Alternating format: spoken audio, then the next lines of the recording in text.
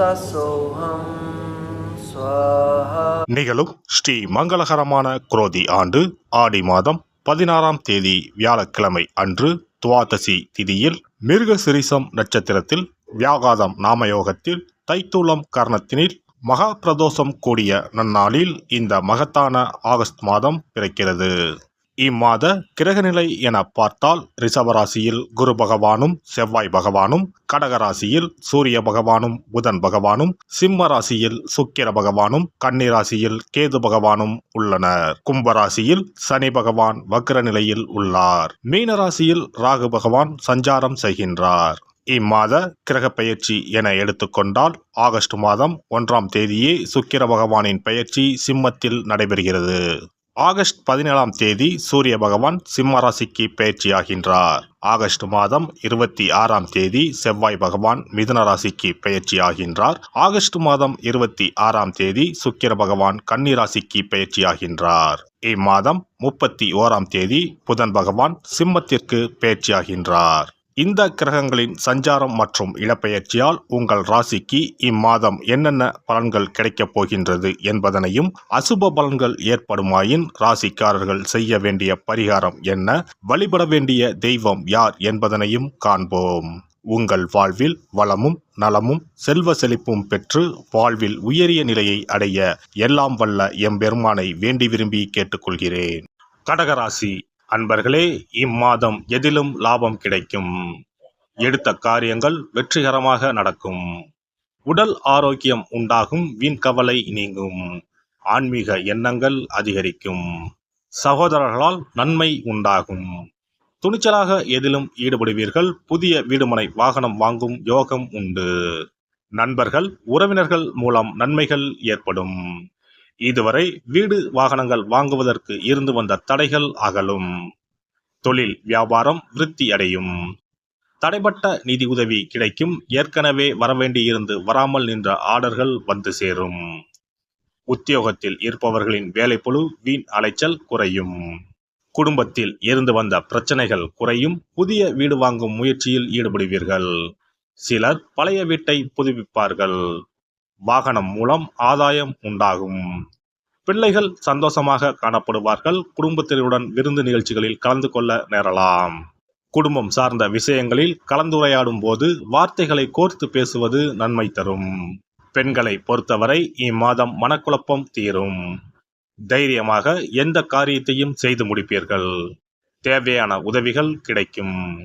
மாணவர்கள் மிக கவனமாக பாடங்களை படித்து கூடுதல் மதிப்பெண் பெற முயற்சி செய்வீர்கள்.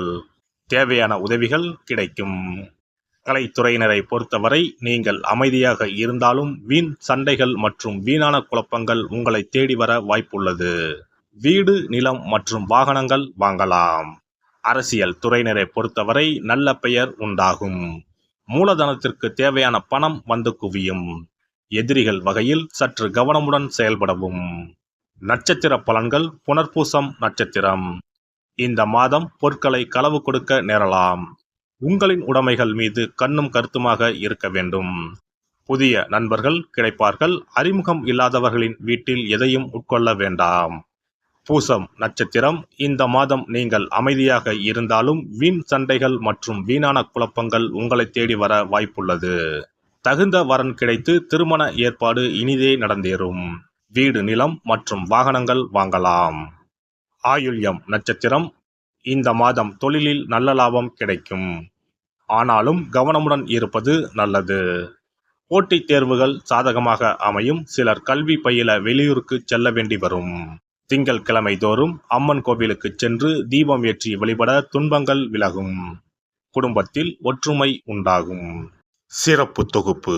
கண் திருஷ்டிகள் அகன்று தடைப்பட்டு கொண்டிருக்கும் காரியங்கள் நிறைவேற செய்ய வேண்டிய பரிகாரம் என்ன என்பதனை பற்றி காண்போம். வாழ்க்கையில் நல்ல நிலையில் இருந்தவர்கள் கூட திடீரென்று பொருளாதாரம் இழந்து மன கஷ்டங்களுடன் வாழும் நிலை ஏற்படும். இந்த நிலை எதனால் ஏற்பட்டது என்று ஆராய்ந்து பார்த்தால் பெரும்பாலும் அவர்களின் மீதான கண் திருஷ்டிதான் காரணமாக இருக்கும். கல்லடி பட்டாலும் கண்ணடி படக்கூடாது என்று சொல்வார்கள் அல்லவா, அது உண்மைதான். இது போன்ற பிறரின் பொறாமை கொண்ட கண் திருஷ்டியினால் பலரின் வாழ்க்கை சிரமத்திற்கு ஆளாக நேரிடும். இது போன்ற கண் திருஷ்டிகளிலிருந்து எப்படி தப்பிப்பது? இருக்கவே இருக்கிறது எளிதாக கிடைக்கும் ஊமத்தஞ்செடி. தெய்வ சக்தி நிறைந்த செடியாக கருதப்படும் ஊமத்தஞ்செடியின் காய், பூ, இலைகள் என அனைத்தும் தீய சக்திகள் விரட்ட பரிகாரத்துக்கு பயன்படுகிறது.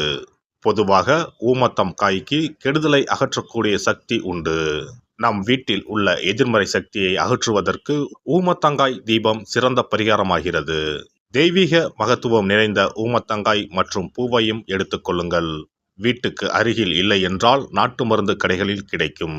இந்த 2 பொருட்களையும் மஞ்சள் தண்ணீரை கொண்டு நன்றாக கழுவி விடுங்கள். சிறிது நேரம் அவற்றிலுள்ள ஈரம் போக ஆறவிட்டு பிறகு அவற்றை ஒரு மஞ்சள் துணியில் குலதெய்வத்தை வேண்டி ₹1 நாணயத்தோடு சேர்த்து முடிந்து வீட்டின் நிலைப்படியில் கட்டி தொங்க விடுங்கள். இந்த முடிச்சை வெள்ளிக்கிழமை அல்லது ஞாயிற்றுக்கிழமைகளில் தயார் செய்து வாசல் படியில் கட்டுவது சிறப்பு. தினமும் வீட்டில் தீபம் ஏற்றி காண்பிக்கும் போது இந்த முடிச்சுக்கும் காண்பிக்கவும். இதேபோல் ஊமத்தம் இலைகள் கிடைத்தால் அந்த இலைகளை சுத்தமான மஞ்சள் தண்ணீரில் கழுவிவிட்டு அவற்றை கொண்டு வீட்டில் இருக்கும் விநாயகருக்கு திங்கள் கிழமைகளில் தொடர்ந்து அர்ச்சனை செய்து வர வேண்டும். ஊமத்தம் பூவையும் விநாயகருக்கு சூட்டலாம். 3 வாரங்கள் தொடர்ந்து திங்கள் கிழமைகளில் விநாயகருக்கு ஊமத்தை இலையால் அர்ச்சனை செய்து ஊமத்தம் பூவை சூட்டி வழிபட்டால் வீட்டில் உள்ள கெட்ட சக்தி நடமாட்டம் மற்றும் கண் திருஷ்டிகள் தீரும். ஊமத்தம் செடியும் சிவபெருமானுக்கு உகந்த இலை ஆகும். இந்த ஊமத்தங்காய் வைத்து சிவபெருமானுக்கு தீபம் ஏற்றி வழிபடுவதன் மூலம் நமது பிரச்சனைகளில் இருந்து எளிதாக விடுபட முடியும். முதலில் 2 ஊமத்தங்காய்களை எடுத்துக்கொள்ள வேண்டும்.